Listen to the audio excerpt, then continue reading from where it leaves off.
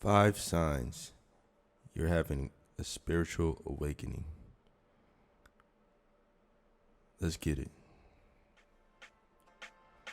What's up, guys? Bros Klops here, spiritual gamer. I'm here to share with y'all 5 signs you're having a spiritual awakening. Now, what really is a spiritual awakening this morning, you ask? Well, it's that thing that you really can't define all too well. You just know when you're having one. So anyone that's going through that right now, you know who you are. And I'm going to help you out on your journey here. And if you're not going through spiritual awakening right now and you're just exploring spirituality, then maybe there's a message, maybe there's a seed here for you to intake and allow to grow into your spirit and awaken it. Sit back, relax, boys. We got a good one this morning. Hashtag green light. All we do is spread positivity. And we have fun. Okay, so the first sign. For me, at least, it was... One thing I noticed was I tended to stare at people more often than not. And it would be just a lost gaze into them. It's like I'm looking, I'm searching for a message. I'm searching for something that they're trying to tell me, so that I can use to move forward with whatever I'm doing next, you know. So I'll just be looking at people in their eyes, you know. And in the past, I used to get kind of anxious about it, and I wouldn't stare at people in the eyes for too long. But now it's like, why not? It's the easiest way to read somebody or to try to decipher what they're actually saying.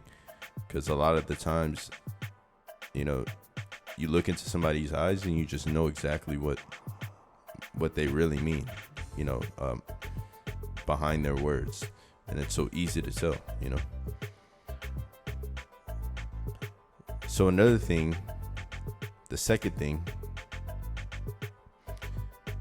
this kind of ties in with that first one is, and this is in no particular order, you feel as if you already know anyone you see. So the way it ties in is you connect with people more easily. You understand them more easily when you're looking straight into their eyes, directly into their eyes. I think that saying, the eyes are the windows to the soul, there's a lot of truth there, because when you look at somebody's eyes, you just feel like you know them better, right? But you feel connected is what I really mean. You feel connected to anybody that you see. If somebody driving, you feel connected to them. You feel as if you already know who everyone is, because they're you. You're them. Everyone's the same. Every bit of energy on this earth is the same. Okay, the third.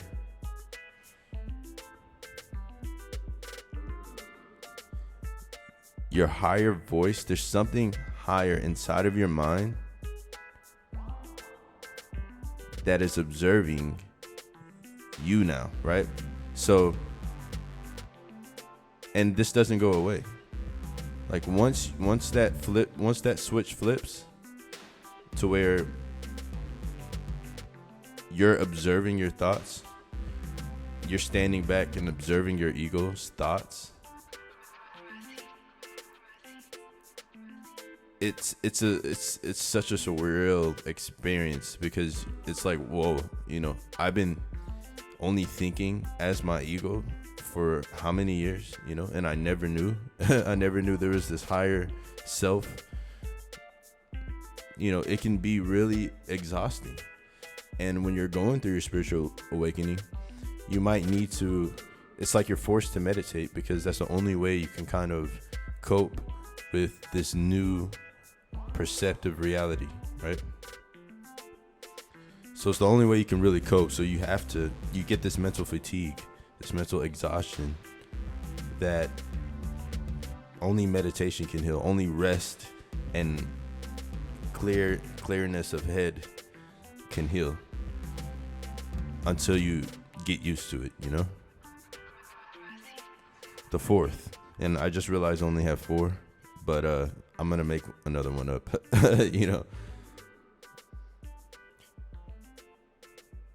All right, so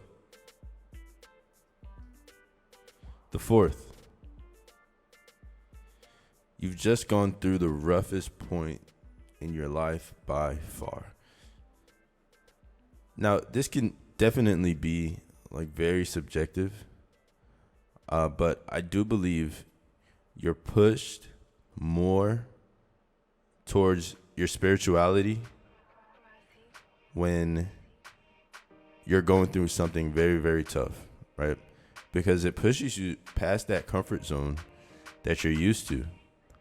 It pushes you past going home, watching Netflix, everything's all gravy, when you're hit with a financial crisis or something of the sort, or, some on top of just some family crisis, on top of more financial crisis, on top of more financial, and you just feel like there's no way out. There's no way that you can get to the next day. How can you ever face this next day coming up? How could you ever face that day? At that point, at that moment, in those moments, I should say,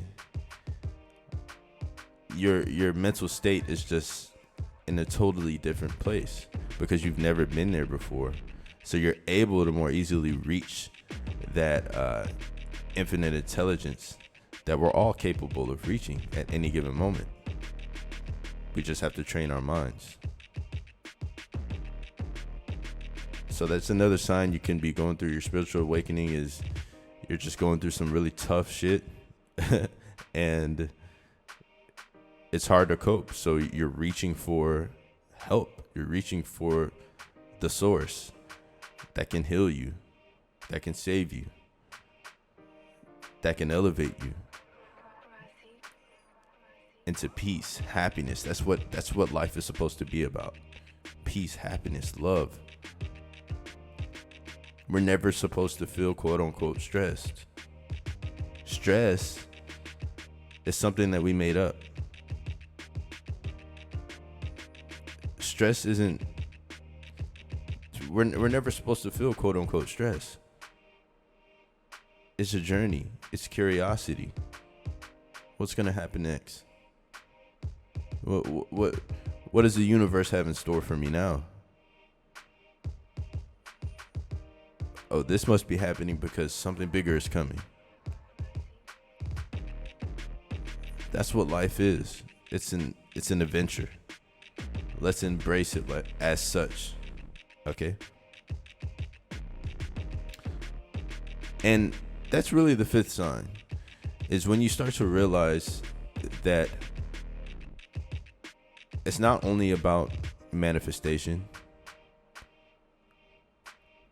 It's about exuding positivity.